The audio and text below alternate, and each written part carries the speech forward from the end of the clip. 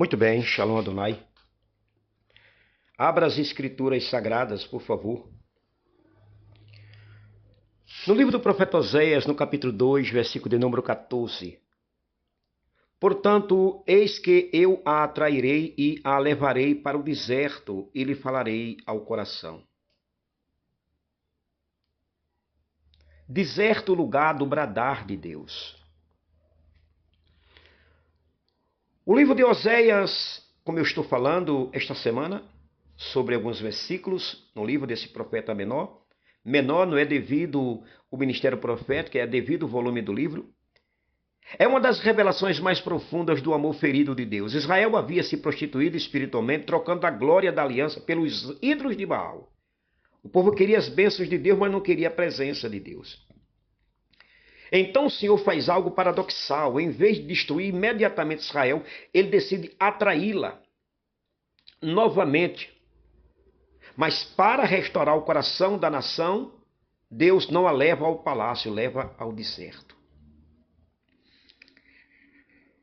O deserto nas Escrituras não é apenas lugar de sofrimento, é ambiente de desconstrução espiritual. Foi no deserto que Israel aprendeu dependência, que Moisés ouviu a voz na sarça, que Elias ouviu o sussurro suave e que João Batista preparou o caminho do Messias. A expressão falarei ao coração, no hebraico carrega a ideia de falar intimamente, persuadir com ternura, restaurar afetos quebrados. Deus não estava apenas corrigindo Israel, estava tentando reconquistar o coração da sua noiva. Os antigos enxergavam nesse texto um símbolo da pedagogia divina. Deus esvazia os ruídos do mundo para que a alma finalmente escute a eternidade. O coração humano fala alto demais para ouvir Deus, por isso o Senhor permite desertos. Há desertos que não são juízo, mas há desertos que são convite de intimidade. Permita-me te dar aqui algumas lições para você entender melhor essa revelação. Primeiro, Deus às vezes remove para restaurar.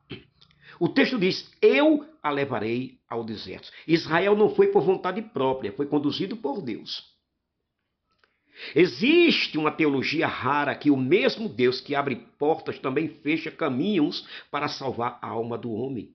O deserto era disciplina, mas também era proteção. Deus afastou Israel dos ídolos para impedir sua destruição total. Muitos confundem afastamento com abandono, mas em Oséias o deserto é prova de amor.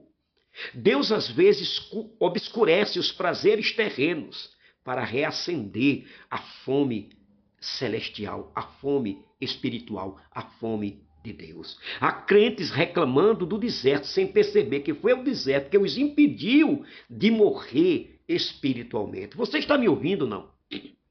Número 2.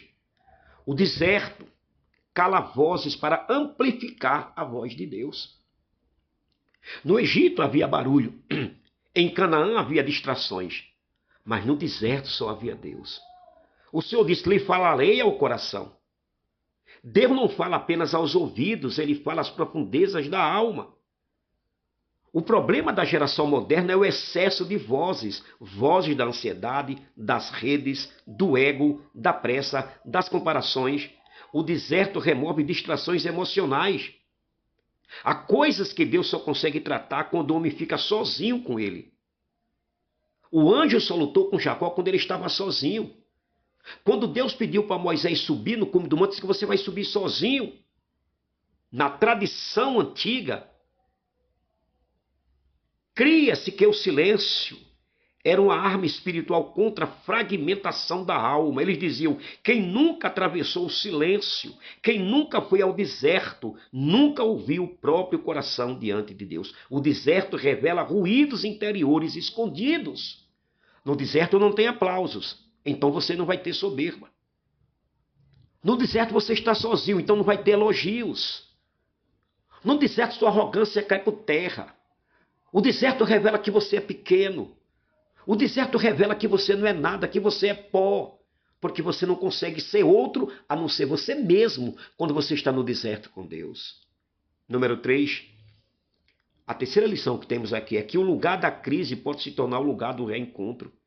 Israel havia quebrado a aliança. Mesmo assim, Deus diz, eu a atrairei. Que amor é esse? Um Deus ferido chamando de volta um povo infiel. A palavra atrairei, no hebraico, traz a ideia de sedução amorosa, cuidado, reconquista. Deus não estava apenas punindo, estava cortejando novamente sua noiva. Isso é profundíssimo. O deserto não era o fim do relacionamento, era o recomeço dele. Quando Deus parece distante, frequentemente Ele está preparando uma aproximação mais profunda, mais íntima, mais relacional. Há pessoas que só descobriram a verdadeira presença de Deus depois de perderem aquilo em que confiavam. Que coisa, hein? Você está me ouvindo, não é? E a quarta e última lição que nós temos aqui é que o coração restaurado vale mais do que a prosperidade perdida. Israel queria trigo, vinho e azeite. Deus queria o coração de Israel. O Senhor remove recursos temporariamente, porque há algo mais importante que a abundância, que é a comunhão com Ele. A maior tragédia não é perder bens, é possuir tudo e não ouvir mais Deus.